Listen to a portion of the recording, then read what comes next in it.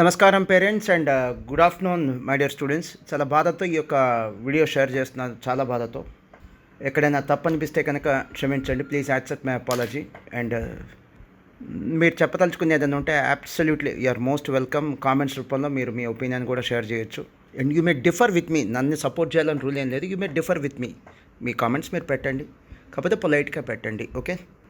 ఒక బ్రాంచ్లో ఉన్న ఒక పేరెంట్ వాళ్ళ ఇంట్లో రెండో అడ్మిషన్. మనకి first admission already CA completed, ఇప్పుడు సెకండ్ అడ్మిషన్ జాయిన్ చేయాలి.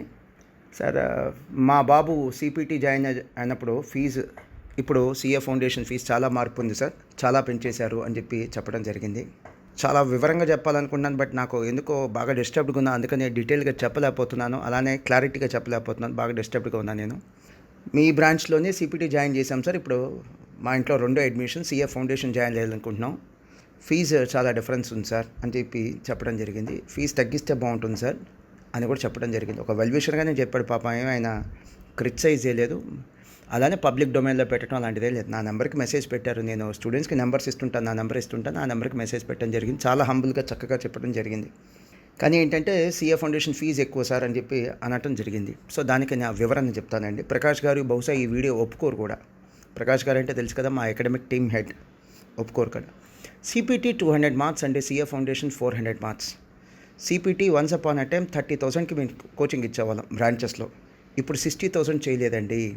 ఇప్పుడు 60,000 చేయలే. కొన్ని పెద్ద బ్రాంచెస్లో అయితే కనుక 40,000 చేసాం, కొన్ని చిన్న బ్రాంచెస్లో అయితే 35,000 చేసాం.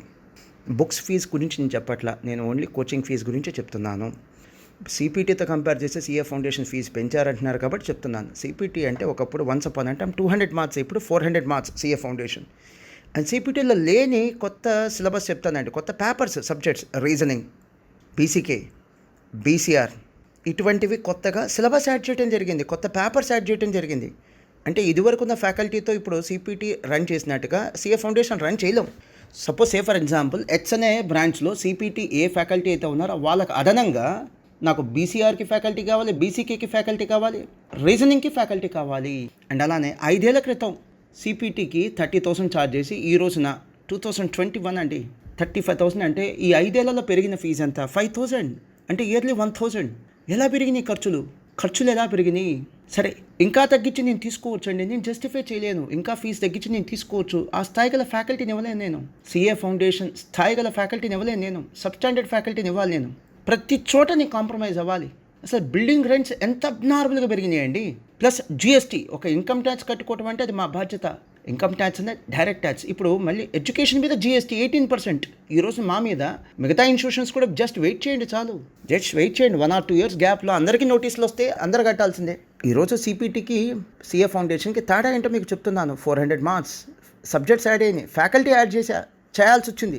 సేమ్ నెంబర్ ఆఫ్ ఫ్యాకల్టీతో నేను సిఏ ఫౌండేషన్ చెప్పలేను. కొత్తగా 3 సబ్జెక్ట్స్ యాడ్ అయినాయి, వెయిటేజ్ పెరిగింది. ప్లస్ ఇదే ఈ పేరెంట్ కూడా ఈ యొక్క యూట్యూబ్ వీడియో చూస్తాడని నేను ఆశిస్తున్నానండి. ఎవరైతే నాకు మెసేజ్ పెట్టారో ఆయన కూడా, వాళ్ళ బాబుకి సిపిటికి నేను 30,000 తీసుకున్నాను 5 years బ్యాక్. ఈరోజు సిఏ ఫౌండేషన్ 35,000. నేను చెప్తున్న కోచింగ్ ఫీజు అండి. ఇది కాకుండా ఎక్స్ట్రాగా ఏముంటుందంటే మెటల్ ఫీజు అంతే. 5 yearsలో నాకు పెరిగింది only 5,000 rupees, on an average 1,000 rupees. సరే, చివరిగా ఇంకా నేను మళ్ళీ డిస్కషన్ పెంచితే ఏమవుతుందంటే డిబేట్ లాగా మారిద్ది. ఇది నాకు డిస్కషన్ పెంచడం ఇష్టం లేదు.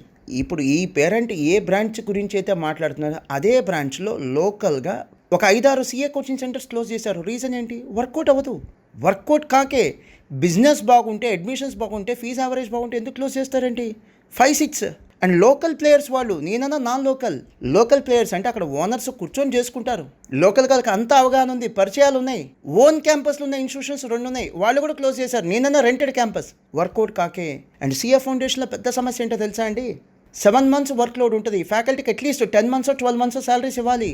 బిల్డింగ్ 7 months యూసేజ్ ఉంటుంది, బట్ బిల్డింగ్ రెంట్ 12 months ఇవ్వాలి. అది చాలు మా మార్జిన్స్ మొత్తం తినేయడానికి.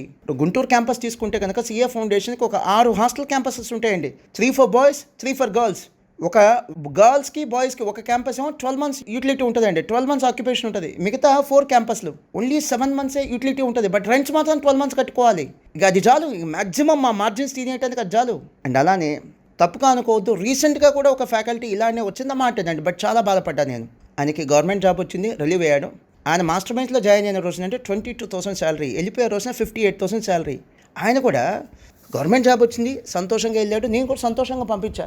కానీ నేను ఊహించినంత గ్రోత్ ఇవ్వలేదు మోహన్ గారు మాస్టర్ మైన్స్ నాకు అని అంటే నేను నవ్వాను. ఆయన మాస్టర్ మైన్స్లో జాయిన్ అయ్యి ఈరోజు 22,000 జాయిన్ అయ్యి 58,000తో బయటికి వెళ్ళాడు ఫ్యాకల్టీ అయినా. ఆయన జాయిన్ అయిన రోజున ఆయన సిపిటి ఫ్యాకల్టీ, ఇప్పుడు సిఏ ఫౌండేషన్. మా సిపిటి ఫీజు 25,000 అండి ఆయన జాయిన్ అయిన రోజున. ఈ రోజున 35,000 అంటే సిఏ ఫౌండేషన్. ఆయన జాయిన్ అయిన రోజున 25,000, సుమారుగా ఒక 7-8 years అయింది జాయిన్ అయ్యాన. ఈ రోజున అప్రాక్సిమేట్లీ 8 years అట్టుందండి.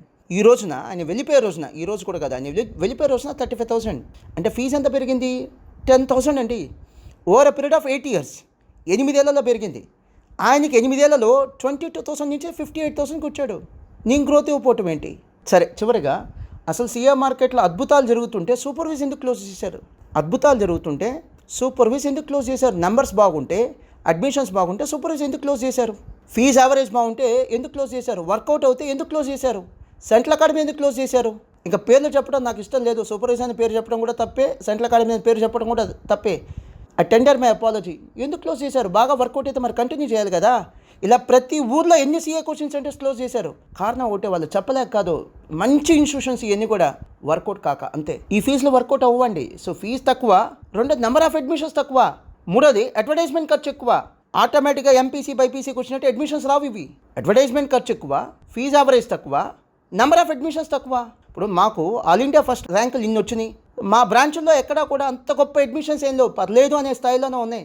ఇదే ఆల్ ఇండియా ఫస్ట్లో వచ్చి ఉంటే కనుక మా బ్రాంచ్లో వేల కొద్ది అడ్మిషన్స్ ఉండాలి. ఎప్పుడైతే వేల కొద్ది అడ్మిషన్స్ ఉన్నాయో వర్కౌట్ అవుతాయి. ఎక్కడ లేవు వేల కొద్ది అడ్మిషన్లు, వర్కౌట్ అవ్వవు.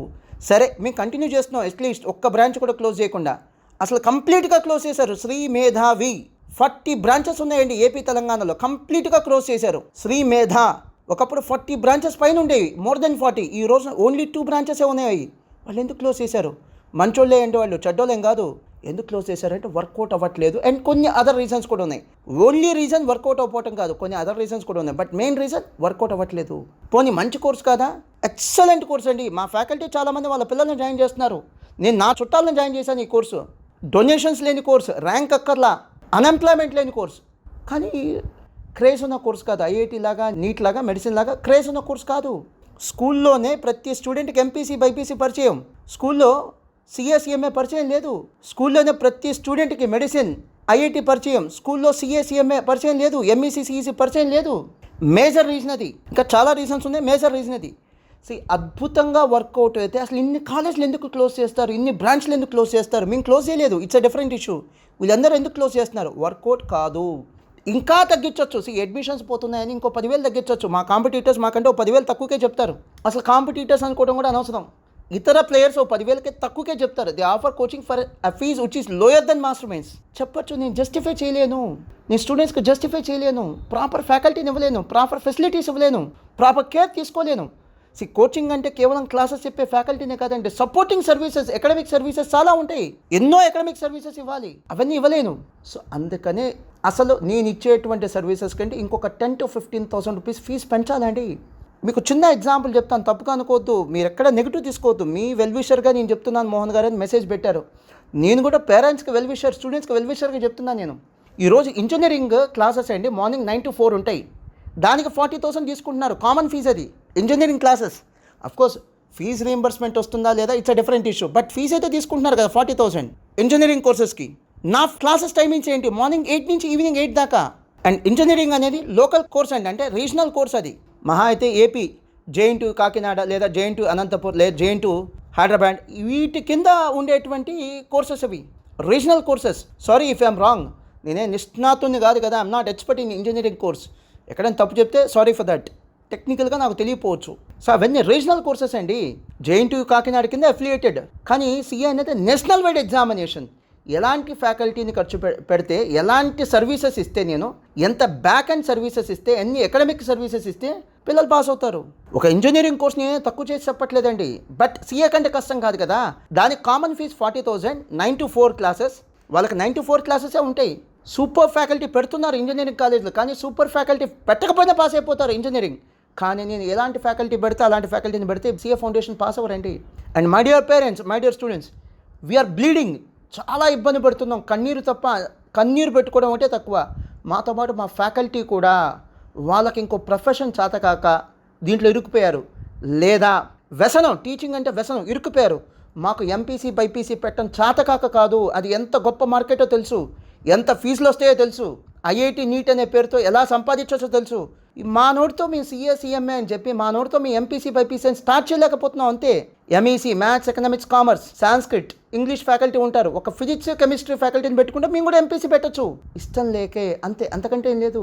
అంతెందుకు హైదరాబాద్లో కొన్ని కాలేజెస్ ఉన్నాయి, నాకు పేరు చెప్పడం ఇష్టం లేదు. బీకామ్ జనరల్కి సెమిస్టర్కి 30,000 తీసుకుంటున్నారు semester, yearly 2 semesters. Business schools ఉన్నాయి, బీబీఏ కోర్సుకి సెమిస్టర్కి 80,000 తీసుకుంటున్నారు.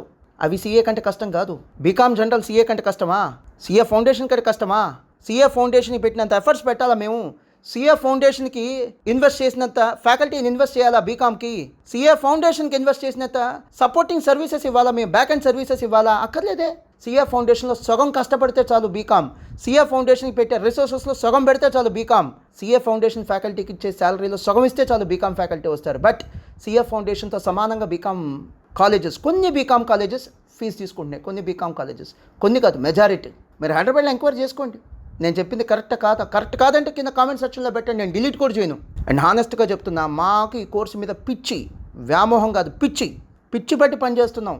నిజంగానే మాకు ఇతర సీఏ కాలేజీలు ఎవరైతే క్లోజ్ చేశారో అలాంటి విజన్ మాకుంటే, అలాంటి క్లారిటీ మాకుంటే ఈ పాటకి మేము కూడా డైవర్సిఫై అయ్యే వాళ్ళం. అండ్ ఇంకొంతమంది ఏసీసీఏ అని, యుఎస్ సిఎంఏ అని ఫారెన్ కోర్సెస్ ఆఫర్ చేస్తున్నారు, హైలీ ప్రాఫిటబుల్, పిచ్చగా డబ్బులు మిగులుతాయి. కానీ ఎందుకు ఆఫర్ చేయట్లేదంటే మేము CA chartered accountant members of ICI, మేము మా యొక్క మదర్ ఇన్స్టిట్యూట్ని తక్కువ చేస్తూ ఇంకో కోర్సెస్ని ప్రమోట్ చేయటం ఇష్టం లేక అంతే. చేతగా కాదు, ఇష్టం లేక. ఎంపీసీ బైపీసీ చేతగా కాదు, ఇష్టం లేక. Shri Chaitanya CA academy, Narayana CA academy అని చెప్పి ఎంపీసీ బైపీసీ కాలేజీలు వచ్చి సీఏ స్టార్ట్ చేస్తే మేము ఎంపీసీ బైపీసీ స్టార్ట్ చేయలేమా? చార్టర్డ్ అకౌంటెంట్స్ మేము ఇన్ని క్యాంపస్లు నడుపుతున్నాం, చేతకాదా అడ్మినిస్ట్రేషన్ మాకు, వద్దనుకున్నాం అంతే. So my dear parents and students, తప్పుగా మాట్లాడితే క్షమించండి. నా ఆవేదన కరెక్ట్ అనిపిస్తే మీరేం నాకు సపోర్ట్ చేయక్కర్లేదండి. అట్లీస్ట్ మమ్మల్ని బాధపడుతూ ట్రీట్ చేయొద్దు. మా faculty already they are bleeding అండి, బాధపడుతున్నారు. మేము ఇచ్చే ఫీజు, తీసుకునే ఫీజు గొప్ప ఫీజు ఏం కాదు, మేము ఇచ్చే శాలరీస్ కూడా గొప్ప ఏం కాదు. ఈ టీచింగ్ పట్ల ప్యాషన్తో వస్తున్నారు. ఈ రోజున 7th ఇంటర్నేషనల్ స్కూల్స్ అనే పేరుతో 7th క్లాస్కి తీసుకునే ఫీజు కంటే మా సీఏ ఫౌండేషన్ ఫీజు తక్కువ అండి. కొన్ని బీకామ్ కాలేజ్లు ఉన్నాయి హైదరాబాద్లో, వైజాగ్లో, విజయవాడలో, వాళ్ళకంటే మా సీఏ ఫౌండేషన్ ఫీజు తక్కువ అండి. ఇంజనీరింగ్ కామన్ ఫీజు అండి 40,000 ఆర్ 35,000, దానికంటే మా సీఏ ఫౌండేషన్ ఫీజు తక్కువ అండి. దానికంటే కష్టమైన కోర్స్ ఇది, దానికంటే ఎక్కువ ఎఫర్ట్స్ పెట్టాలి.